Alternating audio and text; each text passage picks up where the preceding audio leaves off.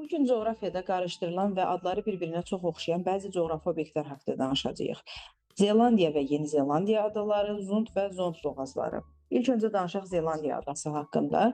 Zelandiya adası Şimali Avropada Danimarkaya məxsus adadır və Danimarkanın paytaxtı Kopenhagen şəhəri də məhz bu adada yerləşir.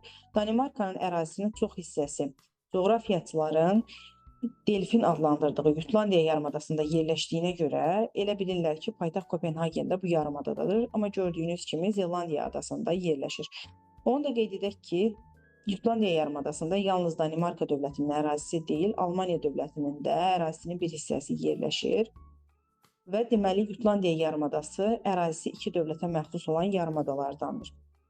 Daha sonra danışaq Yeni Zelandiya adası haqqında. Yeni Zelandiya Avstraliyanın cənub-şərqində yerləşir. Daha dəqiq desək, Okeaniyada yerləşən adalar qrupudur. Burada ən böyük iki ada Şimal adası və Cənub adasıdır. Bu adalar arasında Cook boğazı yerləşir.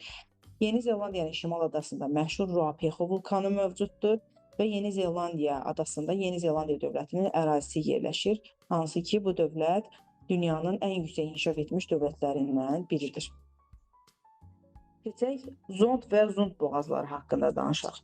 Zond boğazı Cənub-Şərqi Asiyada İndoneziya dövlətinə məxsus olan Sumatra və Yava adaları arasında yerləşən boğazdır. Zond boğazı adı çəkilən adaları bir-birindən ayırır, Yava dənizi ilə Hind okeanının sularını isə bir-biri ilə əlaqələndirir. Zond boğazında məşhur Krakatau vulkanı yerləşir.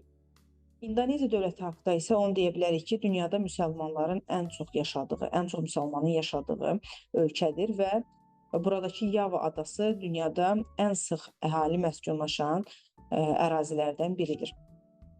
İndi isə danışaq Zund və ya Eresun boğazı haqqında.